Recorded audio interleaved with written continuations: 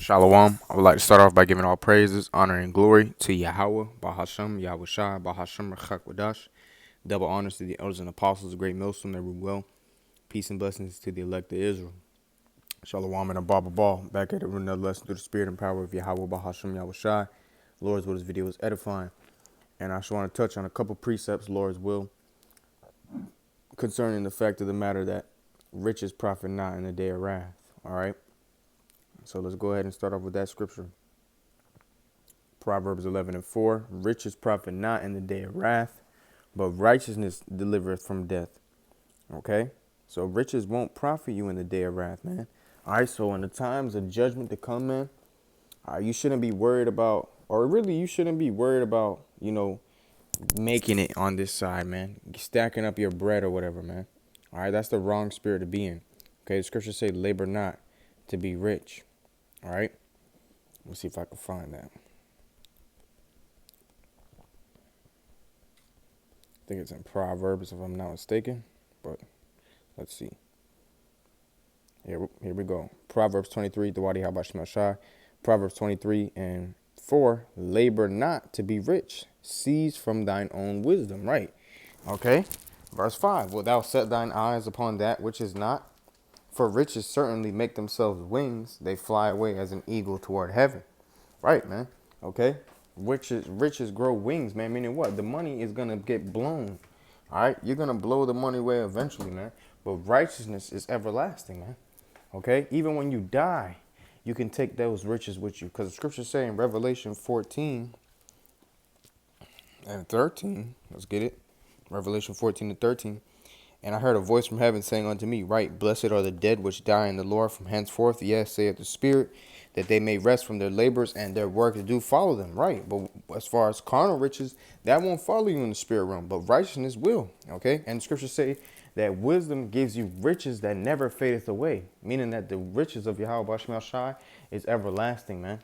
Durable riches. Scripture also talk about how wisdom gives you durable riches, meaning that it's everlasting, man. Okay. So why the hell are you going to set your eyes on something that's not, man? Meaning, you basically putting your all into that money, and it's going to get blown eventually, man. And guess what? If you were to die, let's say the Lord took your spirit, what you going to do with that money? Because that money is not going to follow you in the spirit realm. Luke 12, starting at verse 8-16. And he spake a parable unto them, saying, The ground of a certain rich man brought forth plentifully. And he thought within himself, saying, What shall I do, because I have no room where to bestow my fruits? And he said, This will I do. I will pull down my barns and build greater, and there will I bestow all my fruits and my goods. And I will say to my soul, Soul, thou hast much goods laid up for many years. Take thine ease, eat, drink, and be merry. But the Most High said unto him, Thou fool, this night thy soul shall be required of thee. Then who shall those things be which thou hast provided? Okay, so here it is. This man was ready to, get on his retirement plan, but the Lord took his soul, man. The Lord took his spirit. So the Lord said, now what? All those things that you laid up, who are they going to be now? Whose riches are they going to be now? And King Solomon said that. King Solomon was one of the richest, if not the richest men on earth. And he said that, that riches is vanity because, when he dies, you don't know if you're going to leave it to a man of wisdom or to a fool. That's in the book of Ecclesiastes. Okay? So you over here chasing riches, man. All right? That's not going to profit you in the times to come, man. Okay? That's not going to profit you, man. All right? Verse 21. So is he that layeth up treasure for himself and is not rich towards the Most High. Okay? That's the point on that right there. Let's go back to Proverbs 23. Proverbs 23:4. Labor not to be rich. Seize from thine own wisdom. Right? You should be laboring to just get what's needful for you, man. All right? Like it says in 1 Timothy 6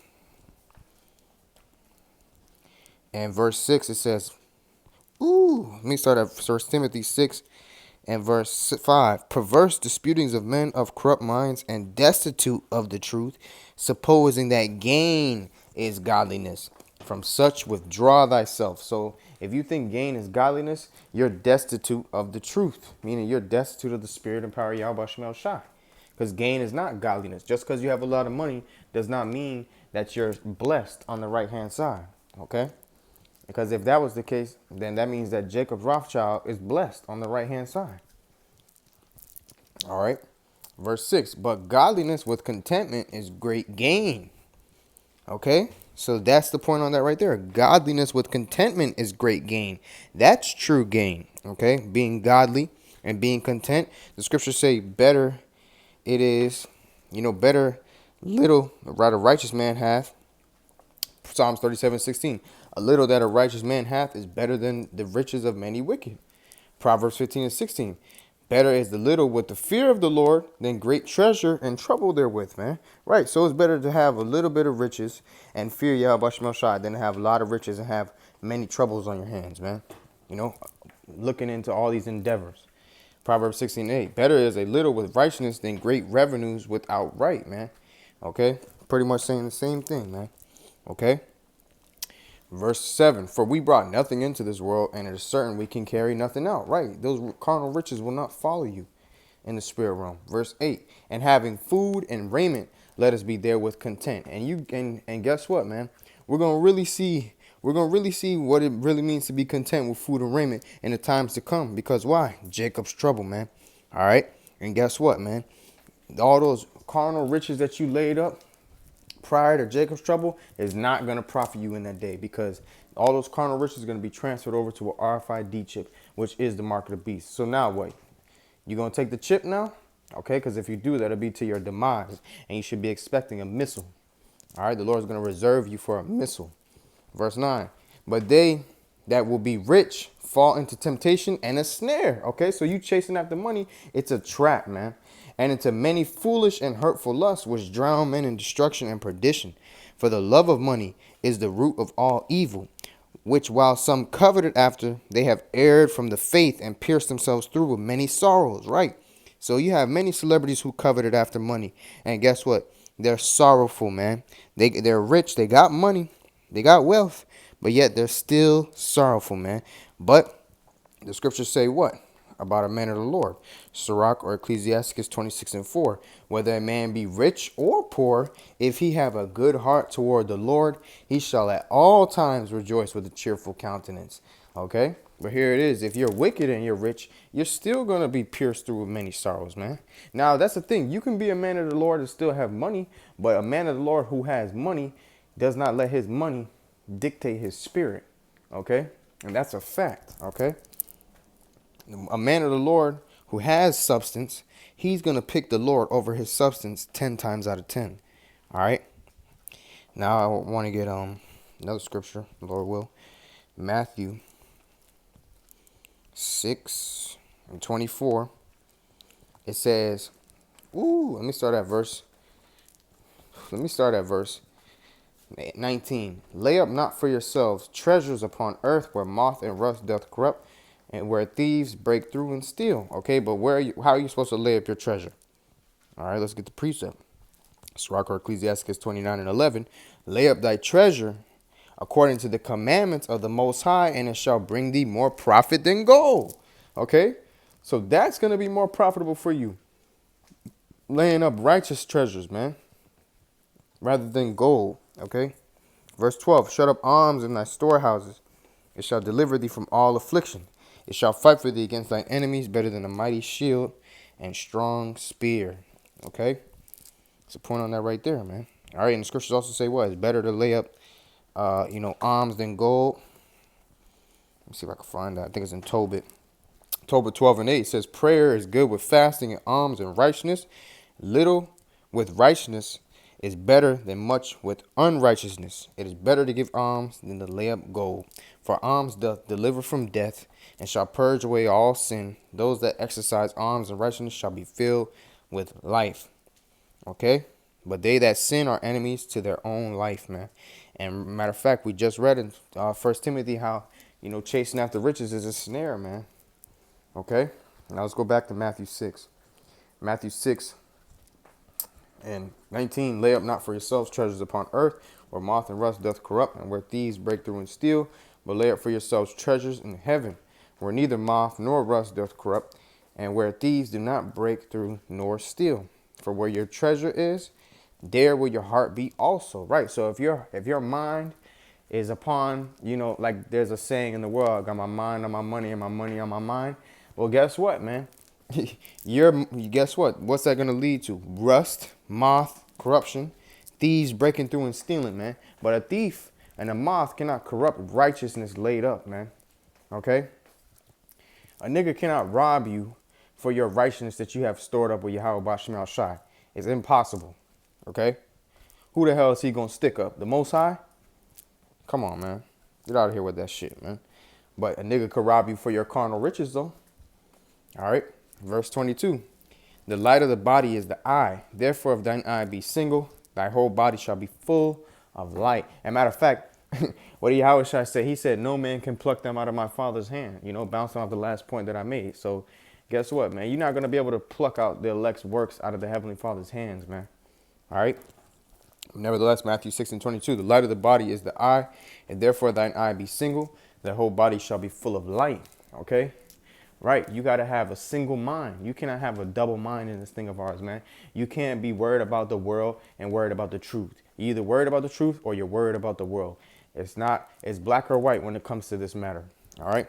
Verse 23, but if thine eye be evil, thy whole body shall be full of darkness. Exactly. So if you got an evil eye, it ain't no half light, half darkness, because scriptures say that darkness cannot comprehend the light. You know? So if there's light, then that means that darkness is driven out by it. Wherever you go, man, wherever you go, it's either the darkness overpowers the light or the light overpowers the darkness. Okay? It says, but if thine eye be evil, thy whole body shall be full of darkness. If therefore the light that is in thee be darkness, how great is that darkness? Okay, right. No man can serve two masters, for either he will hate the one and love the other, or else he will hold to the one and despise the other. Ye cannot serve the Most High and mammon meaning carnal riches and treasures, man. All right, so you either serve Yahweh Bashim Al Shai or you serve mammon. Okay, there's no in between, man. Now, like I said, you could still be a man of the Lord and have money, but a man of the Lord that has money knows to put his substance. I mean, it's like it knows. That was a slip of the tongue. Satan knows. Well, really, he knows to put his righteous substance before his carnal substance, if you can receive it. Nevertheless, to make it clear, a man of the Lord who has money, who has riches, is going to put the Lord before those riches. All right? 144 times out of 144 times, man. All right? 10 times out of 10, man of the Lord who has money is going to hit the Lord over his riches. Okay? This is Sirach or Ecclesiastes 38:24. The wisdom of a learned man cometh by opportunity of leisure, and he that had little business shall become wise. Right. So if you're always caught up in some type of endeavors and affairs, you know, carnally, you're not going to have time to be, you know, learned of Yahweh Bashim Al Shai. And the scriptures say what? Study to show thyself approved. So if you have no time to study, you're not going to be approved, man. Okay? And you're going to be ashamed. You're going to be ashamed. Let me get the scripture. Let me get the precept. For 2 Timothy 2:15, study to show thyself approved unto Yahweh Bashim Al Shai, a workman that needeth not to be ashamed, rightly dividing the word of truth, man. Okay? So guess what? If you're not studied, you're going to be ashamed unto the Lord, and you're going to be of a bad report, man. All right? So you need to know when you got to stop chasing that carnal shit and start chasing the Lord, man. All right? Verse 25, how can he get wisdom that holdeth the plow? Talking about a carnal plow, okay? And that glorieth in the goad, that driveth oxen, and is occupied in their labors, and whose talk is of bullocks, right? So if you're always worried about worldly affairs, how the hell are you going to get the wisdom of the Lord? Verse 26, he giveth his mind to make furrows, and is diligent to give the kind fodder. So every carpenter and workmaster that laboreth night and day, and they that cut and grave seals and are diligent to make great variety and give themselves to counterfeit imagery and watch to finish a work. The smith also sitting by the anvil and considering the iron work, the vapor of the fire wasteth his flesh, and he fighteth with the heat of the furnace. The noise of the hammer and the anvil is ever in his ears, and his eyes look still upon the pattern of the thing that he maketh. He setteth his mind to finish his work. He watcheth to polish it perfectly. So doth the potter sitting at his work, and turning the wheel about with his feet, who is always carefully set at his work, and maketh all his work by number.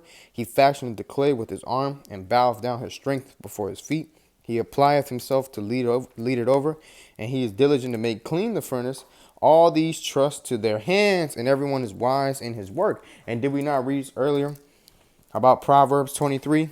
It said they're wise in their work, right? But what do we read in Proverbs 23? Proverbs 23 and 4. Labor not to be rich, seize from thine own wisdom, okay? You're not supposed to be following after your own ways. You're supposed to be following after the ways of Yahweh Shem Shah, man. And when you're chasing after carnal shit, you're following after your own ways, man. Because the Lord is not dealing with that. As we read earlier, you either serve the Most High or mammon, okay? It says, verse 31, all these trust to their hands. And the scriptures say, woe unto him that trusteth in man. You know, roughly paraphrasing, man. Okay. It says, and everyone is wise in his work. Without these cannot a city be inhabited, and they shall not dwell where they will, nor go up and down. Right. And we're not worried about building up Babylon. Okay. The scriptures say, we beseech you as pilgrims, you know, I beseech you as pilgrims, abstain from fleshly lusts, which wage war against the soul. So you should be, as a pilgrim, man, you should be ready to forsake this place at any given moment, man. The scriptures say, remember Lot's wife. You shouldn't be looking back to what you may have possessed, man. That's what you signed up for when you came into this faith. All right. You signed up to be a pilgrim, man, not to build up Babylon, man. Matter of fact, if you are taking part of building up Babylon, you're an enemy of Yahweh Shem Shai. And let's get the precept. 2nd Ezra, chapter 16. And starting at verse 40. O my people, hear my word. Make you ready to thy battle. And in those evils be even as pilgrims upon the earth. He that selleth, let him be as he that fleeth away. And he that buyeth, as one that will lose. He that occupieth merchandise, as he that hath no profit by it. And he that buildeth, as he that shall not dwell therein. He that soweth, as if he should not reap. So also he that planteth the vineyard, as he that shall not gather the grapes. They that marry, as they that shall get no children. And they that marry not, as the widowers. And therefore they that labor, labor in vain.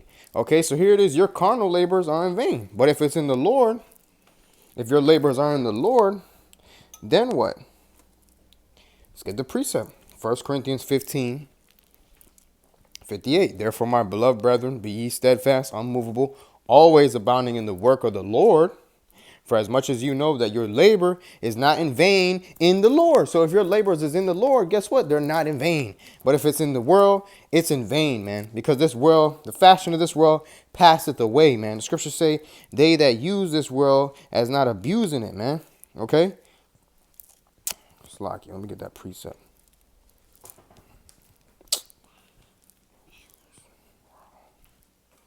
Bear with me, Baba Shah. Okay? I think that's 1 Corinthians. 1 Corinthians 7:31, it says, and they that use this world as not abusing it, for the fashion of this world passeth away. Right, so stop abusing the world, man. Okay? Because the fashion of this world passes away. The scriptures say that, in I believe it's 2 Corinthians, the 4th chapter, 17th verse. It says what? For our light affliction, which is but for a moment, worketh for us a far more exceeding and eternal weight of glory. Right. So we're going to have to catch a little, light affliction. We're going to have to go through trials and tribulations, but it's working for an exceeding eternal weight of glory, man. Not for no freaking FRNs that's going to burn when a missile fire touches it, man. All right. And before that, it's going to be turned into a chip, man. So what you going to do? You're going to take the chip? Hell no, you better not. Okay. Verse 18. While we look not at the things which are seen, but at the things which are not seen. Right. Our affections is not upon this kingdom. Our affections upon the things that are not seen. Colossians, the 3rd chapter tells you that. Colossians 3:1. If ye be risen then with Mashiach. So if you want to be risen with Yahweh Shai, you want to be glorified with Yahweh Shai, right? It says what?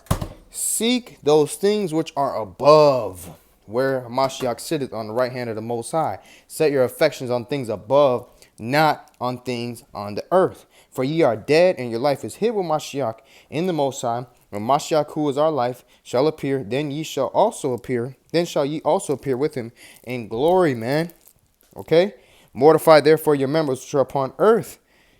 Okay? Fornication, uncleanness, inordinate affection, evil concupiscence, and covetousness, man. So you shouldn't be covetous, man. Worrying about these carnal ass riches, which is idolatry, man.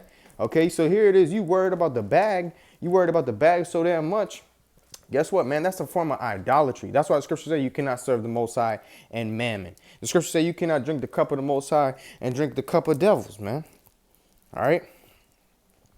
2 Corinthians 4:18. While we look not at the things which are seen, but at the things which are not seen. For the things which are seen are temporal, but the things which are not seen are eternal, man. All right. So stop looking at the things which are seen, man. This place is going to be destroyed. And like I said earlier, man, if you're worried about building up Babylon, you're an enemy of Yahweh Bashmal Shai. Let's go back to the precept. 2 Ezra 16 and verse 45. And therefore they that labor, labor in vain. For strangers shall reap their fruits and spoil their goods, overthrow their houses, and take their children captives. For in captivity and famine shall they get children. That's right. Okay, so that's the point. Did not Yahweh Shai say, lay not up yourselves treasure where moth doth not corrupt, nor thief doth break through and steal? So the Lord's saying right here that all that carnal shit is going to be broken up, man. Okay, let me get another precept about that. Zephaniah 1:13. Therefore their goods shall become a booty, and their houses a desolation. They shall also build houses, but not inhabit them, and they shall plant vineyards, but not drink the wine thereof, man. Okay, so you don't want that to apply. You don't want that to apply to you, man. All right. This is 2 Ezra 16 and verse 47. And they that occupy their merchandise with robbery, the more they deck their cities, their houses, their possessions, and their own persons, the more will I be angry with them for their sins, saith the Lord. So the more you worried about decking up Babylon, building up Babylon, is the more the Lord is going to be angry with you, man. Okay? Stop worrying about this worldly ass shit. Scripture say 1 John 2:15, love not the world, man. All right? James 4:4. What does it say? Let's get the precept.